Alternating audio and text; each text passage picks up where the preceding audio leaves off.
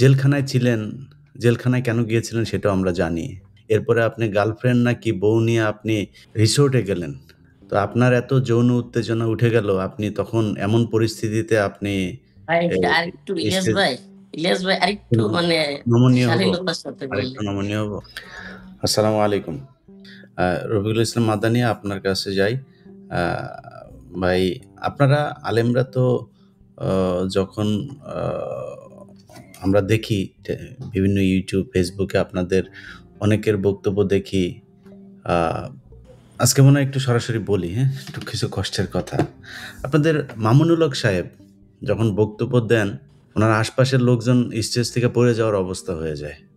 যেই ধমক উনি দেন। জেলখানায় ছিলেন, জেলখানায় কেন গিয়েছিলেন সেটাও আমরা জানি। আপনি সারা দেশে মোদি বিরোধী আন্দোলনের লোকজনকে আপনি রাস্তায় নামায় দিলেন। এরপরে আপনি গার্লফ্রেন্ড নাকি বউ নিয়ে আপনি রিসোর্টে গেলেন।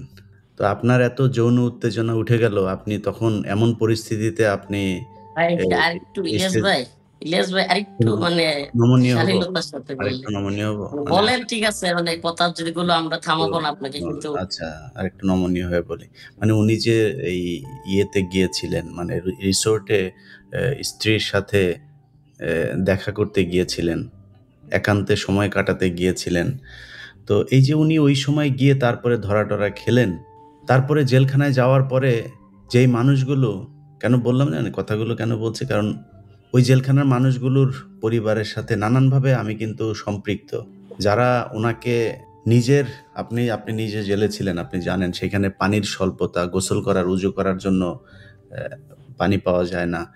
অনেকের গোসলের পানি ২-৩ জনের পানি উনাকে দিয়ে দিয়েছেন। বাড়ির থেকে একটু খাবার গিয়েছে, সেই খাবার হুজুরকে দিয়েছেন। এই মামুনুল হক বের হয়ে কারোর কথা মনে রাখে নাই। যদি মনে রাখতো আপনাদের এই আলেমরা যদি আপনারা যারা জেল থেকে বের হয়ে এখন বাইরে আছেন, হেলিকপ্টারে চড়ে বিভিন্ন জায়গায় মানুষকে বুঝাইতে যান, আপনারা যদি মনে রাখতেন আজকে এই লোকগুলোর জেলখানায় থাকতে হইতো না। আপনারা যদি বলেন 99% এই দেশের আলেমরা তাদের অতীত ভুলে গিয়েছে। এখন সবাই আছে, কে কোন দলের সাথে মিশবে, কোন দল থেকে কয়টা আসন নিবে, এইটা নিয়ে নানান ধরনের ব্যস্ততার ভিতরে আছে। এই পরিস্থিতি যদি চলতে থাকে, ছালা আবারও সবাই হারাবেন। এই দেশে জুমার খুতবা দিতে পারেন নাই। একটু মনে রাইখেন। তো আপনি আমাকে সংযত হতে বলেছেন। আমি যথেষ্ট সংযত হয়েই ছিলাম এতদিন। না ভাই আসলে আমি আমি তো আপনার কথা তো আমি আটকাইতে আপনি পারবো না কারেক্ট। বা হুজুর আপনি জি। কারেক্ট, আপনি কারেক্ট। আপনি যেটা বলেছেন ওইটাই ঠিক আছে। আমি ওইটাই ঠিক। কিন্তু এই যে নুরুল ইসলাম ভাই জানেন, ভাই আমি যে পরিমাণে তদবির এইটার জন্য করেছি, এই তদবির যদি আমি অন্য কিছুর জন্য করতাম এতদিনে অন্তত ৫০ কোটি টাকার মালিক থাকতাম। বাস্তব। আমি সাক্ষী এটা। আমি জানি। অন্তত ৫০ কোটি টাকা। আমি যেই রাষ্ট্রের যেই পর্যায়ের মানুষের সাথে কথা বলিয়ে দিয়েছি আপনাদের বিভিন্ন জনকে, বিভিন্ন জনের জামিনের ব্যাপারে। অনেকের জামিন হইতো না। আমি ইলিয়াস হোসাইন সেখানে ইন্টারফেয়ার না করলে জামিন হইতো না। করানো হয়েছে, জামিন হয়েছে। কোনো বলেন আপনারা জানেন, বলেন কারো কাছ থেকে কোনো টাকা পয়সা নিয়েছি, চেয়েছি? পকেট থেকে দিয়েছি আমি। নুরুল ভাইকে জিজ্ঞেস করেন, আমার পকেট থেকে লক্ষ টাকা দিয়েছি আমি। আমি গরিব মানুষ। আল্লাহ আমাকে যতটুকু সামর্থ্য দিয়েছে চেষ্টা করেছি। এগুলি অনলাইনে সোশ্যাল মিডিয়াতে বলিও নাই, বলার বিষয়ও না। কিন্তু এই দেশের আলেম সমাজের দায়িত্বটা কি? আপনাদের কারণে সেই মানুষগুলো এখনো পর্যন্ত জ্বলে। মানে জেলখানায় আছে। বিশ্বাস করেন যদি ভুলে যেতে পারতাম, এগুলো নিয়ে যদি খারাপ না লাগতো, আপনারা কেউ যদি এ এই মানে না করতেন, তাইলে এই এগুলিতে যাইতাম না। এখন খারাপ লাগে, আমার খারাপ লাগে। এখন কি করব? অনেক মানুষ এই যে আপনারা ৩ জন দাড়ি টুপিওয়ালা মানুষ আছেন না? আমি যেখানে বসে আছি, এখানে বসে আপনাদেরকে নিয়ে কথা বলতেও অনেকে না করেন। ভাই আলেমদেরকে আপনি আপনার YouTube চ্যানেলে আইনা খায়া ফেলবে। আরে ভাই আমি দুনিয়ায় ১ সেকেন্ড বাঁচতে পারবো না আল্লাহ না চাইলে। কত এসব বিপদ আল্লাহ কত বিপদ দিয়েছেন, আল্লাহ সেটা কাটিয়ে দিয়েছেন। তো এগুলো নিয়ে কেয়ারও করি না।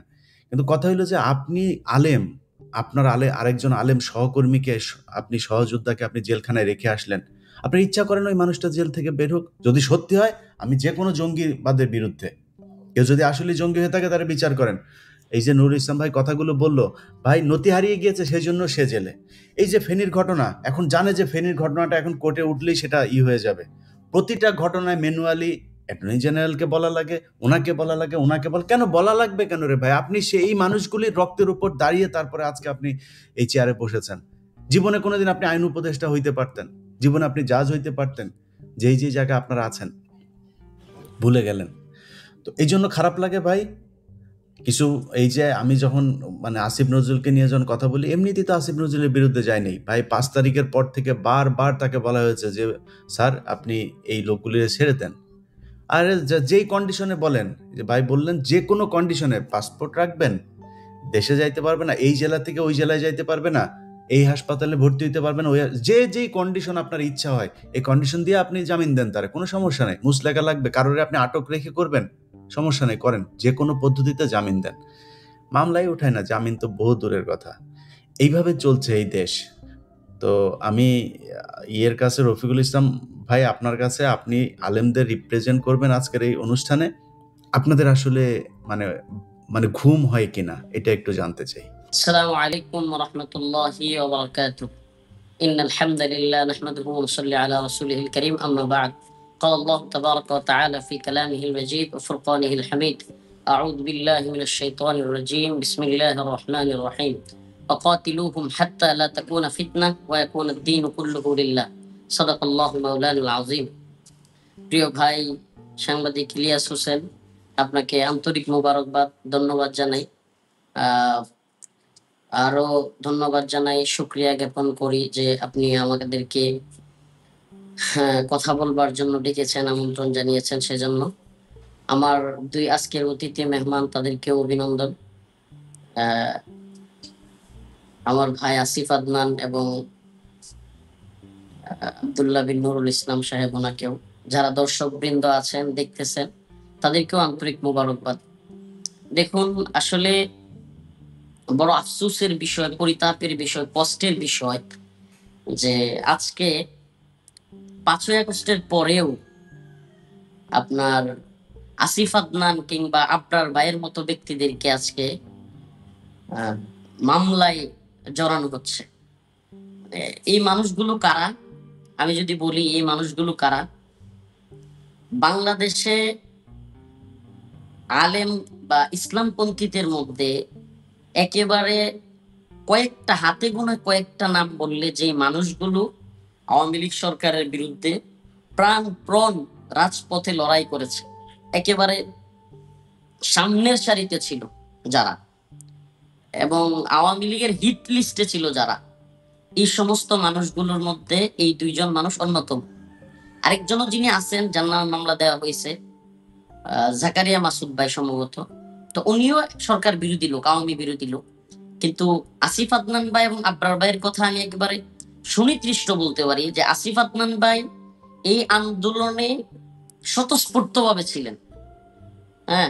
এরপরে আবরার ভাই স্বতঃস্ফূর্তভাবে আওয়ামী লীগ বিরোধী আন্দোলনে ছিলেন, স্বৈরাচার পতনের আন্দোলনে বড় ভূমিকা রেখেছেন এই মানুষগুলো। তো এই মানুষগুলো এখন 2025 সালে 5ই আগস্টের পরে জঙ্গিবাদী মামলা। কি আশ্চর্য কথাবার্তা! মানে একটা বিষয় দেখেন, মানে এদেশে জঙ্গিবাদ এই টার্ম বা এই ট্যাগটা দিয়া আপনার এক ধরনের নেম কিলিং যেটাকে বলে, মানে নির্দ্বিধায় হত্যা করতে পারো, নির্দ্বিধায় তুমি জেলে পড়তে পারো, মানে এই ট্যাগটা দিতে পারলেই সহজেই একজনকে কাবু করা যায়। কাউকে যদি থামাইতে হয় এই ট্যাগ দিয়ে দাও।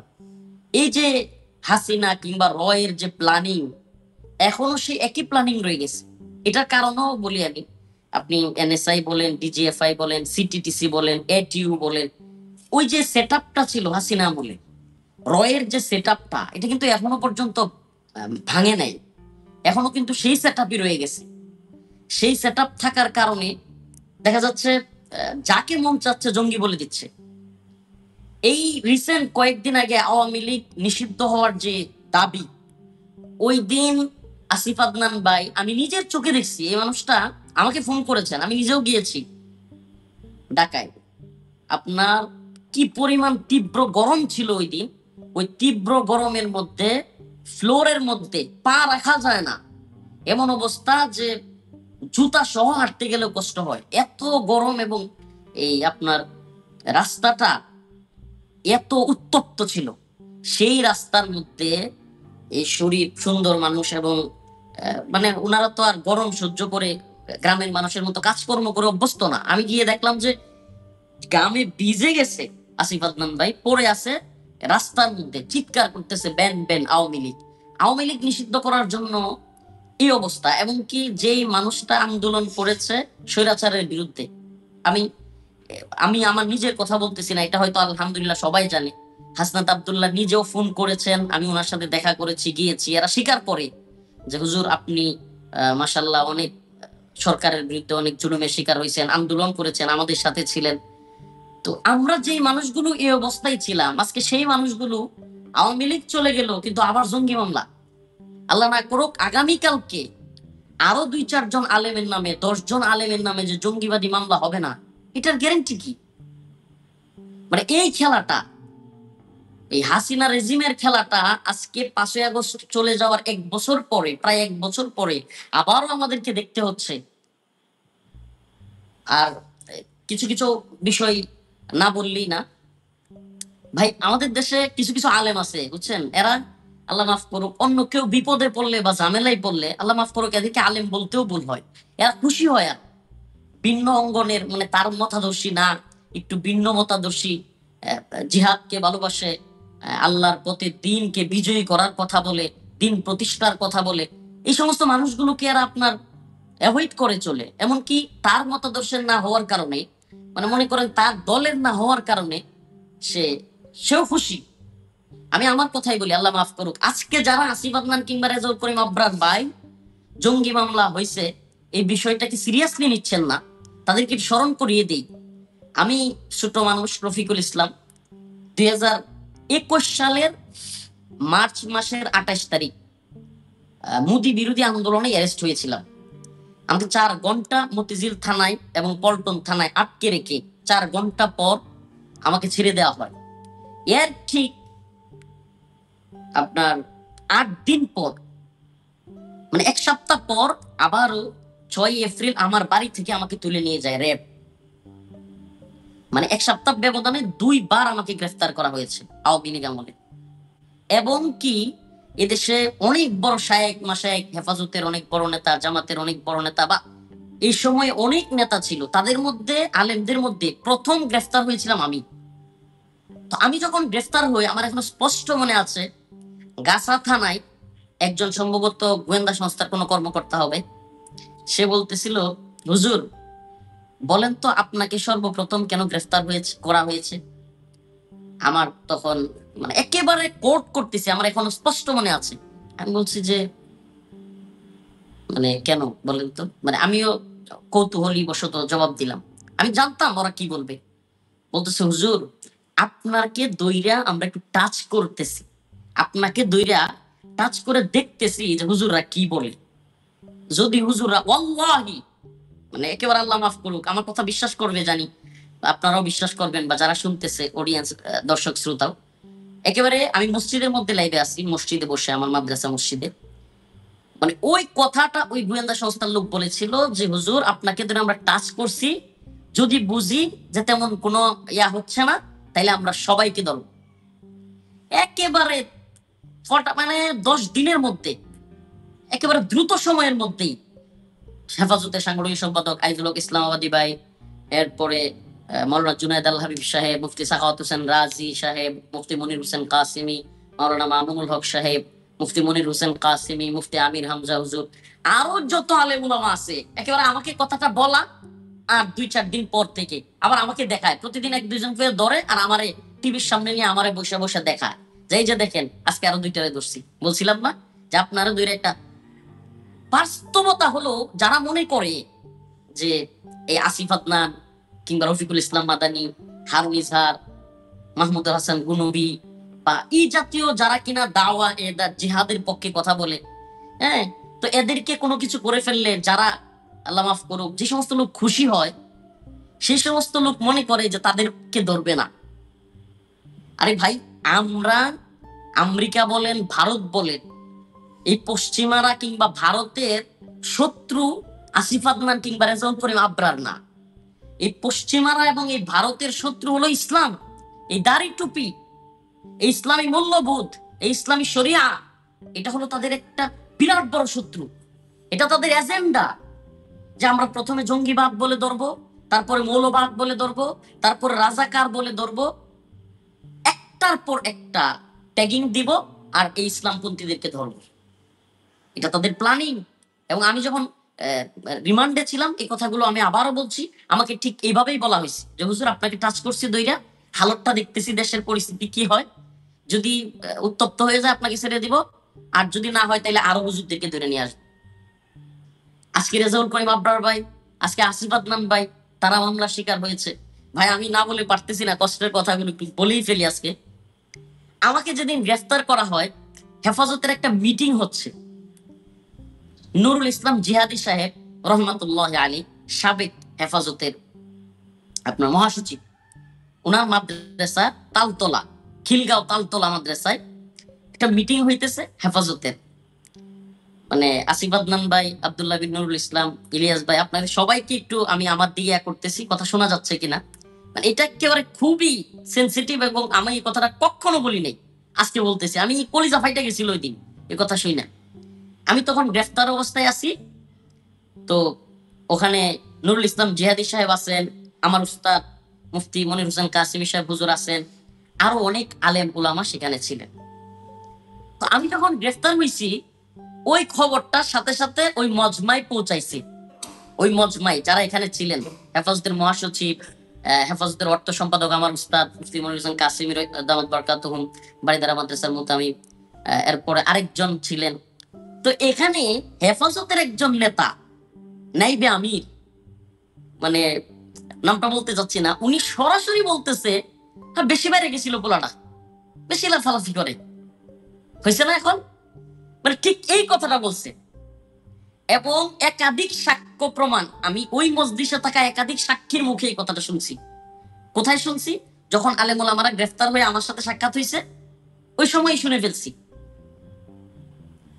এবং তখন আলহামদুলিল্লাহ উস্তাদ ছাত্রের ভালোবাসা সেটাই, মুফতি মনির হোসেন কাসিমি সাহেব ওনাকে থামাই দিছিলেন, ওই লোকটাকে থামাই দিছিলেন হেফাজতের ওই নাইবে আমিরকে, যে আপনি এটা কি বলেন, সে ছোট মানুষ, শাসন করলে বিচার করলে আমরা করব, যা বলার আমরা বলবো। তখন মুফতি মনির হোসেন কাসিমি সাহেব হুজুর হেফাজতের মহাসচিবকে বললেন যে আপনি একটু গাজীপুর, যেহেতু রফিক কায়না রাখছে, গাজীপুর কোর্টে আমাদের হেফাজতের নেতা কর্মীদেরকে একটু পাঠান। ভাই আল্লাহর কি কুদরত, যেই নাইবে আমির আমাকে এই কথাটা বলছিল, মানে 20 দিন যাইতে পারে নাই, আল্লাহর কুদরতে তিনিও জেলখানায়, মানে তারও ধরছে। পরবর্তীতে আমি ওনাকে দেখে দেখে হাসতাম, আর যারা সেখানে মজলিসে ছিল তাদেরকে বলতাম দেখেন আল্লাহর ফাইসালাটা। উনি গোয়েন্দা সংস্থার সাথে ডিল করে চলতো, উনি তাদের সাথে মানে খুব ভালো সম্পর্ক রাখতো, এনএসআই বা বিভিন্ন সংস্থার সাথে। হ্যাঁ, আর আমাদেরকে দেখতে পারতো না, আমরা যারা সরকার বিরোধী আন্দোলন করতাম, কথা বলতাম, তাদেরকে দেখতে পারতো না।